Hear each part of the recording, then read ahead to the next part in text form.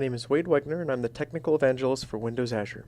Today I'm going to talk to you about how to get started using the Windows Azure Toolkit for iOS.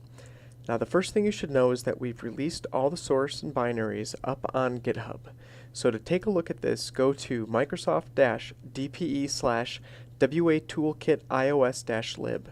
This is the primary project where the full source for the libraries that we've built resides. You can take a look and browse the source. You can also take a look at downloads that are available. We've packaged up all the source code as a zip file, so you can just simply download that and extract it. We also have a tag where we've tagged the most recent version of the source, and you can download that as well.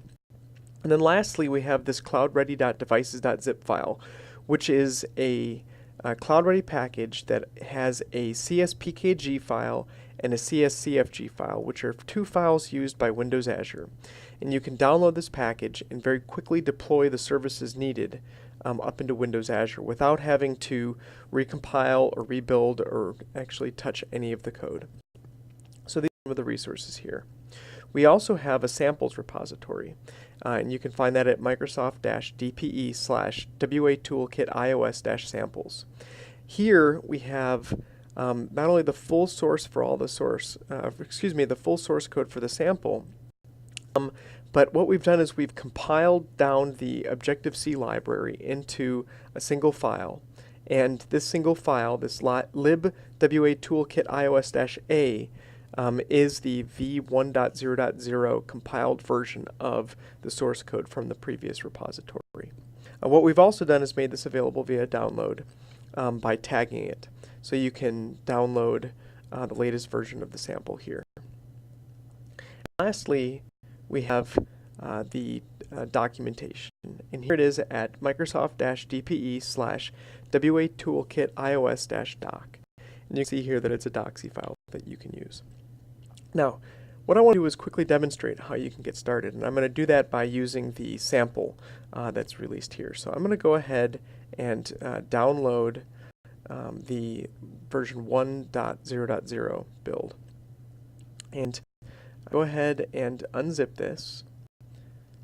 See here we've got the Xcode project already set up with our library file, which is the compiled Objective-C library, and then all the header information that's part of the includes.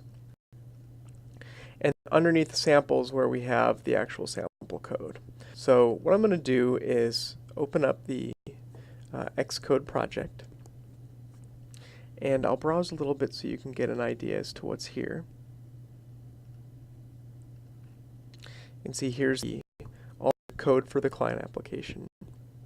And probably the most important one for the initial look at this is to look at the root view controller. And if we take a look at the root view controller, there's a place where we can put some values here. So if you've taken a look at the blog post, you'll know that there's two different ways in which you can interact with Windows Azure storage through the toolkit. The first is by putting the key and account name directly in code.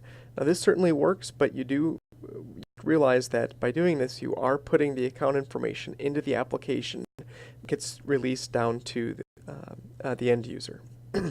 There's very little ways to control authorization to data other than doing through your application. And so while there's one way, it's not the only way. You can also use a set of proxy services running in Windows Azure. And that way the account name and account key stays in the service and it never bleeds down to the device. So you can use both of these ways. If you want to use the account information directly, what you can end up doing is go to the Windows Azure portal, go to your account. So here I've got a storage account called WAZ Mobile Services, and you can grab the primary access key. We'll go ahead and copy that. And what I'm going to do is go ahead and paste right there. And I'm also going to go ahead and put the account name, so WAZ Mobile Services. All right, so having saved that, let's go ahead and run the application. This is going to open the emulator. When it starts, you'll see that we have the ability to say use proxy off or on. Now, if it's off, what it's going to do is go directly against the storage using the account name and the account key that we hard-coded in the application. So I can take a look at my storage. You can see that I've got data here. I've got these storage tables available. I could end up taking a look at this data.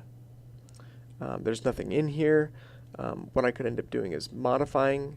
I could create a table, test table. Go ahead and save that. Come back. You can see here the test table is. There's no data. So I can interact with all this data here. I can also take a look at blob storage, and I can go through my blobs. I can take a look at what's in there. I can even open up an image. Then I can also interact with it. Come down here, go ahead and delete that container. So you can go directly against it. Now, if I want to go through the proxy, what I can do is come here to use proxy, turn it on, and click start. Now what I'm going to do is enter the proxy URL, the username, and the password. Now, in many cases, you probably wouldn't ask your end users to put the proxy URL. This is a sample application.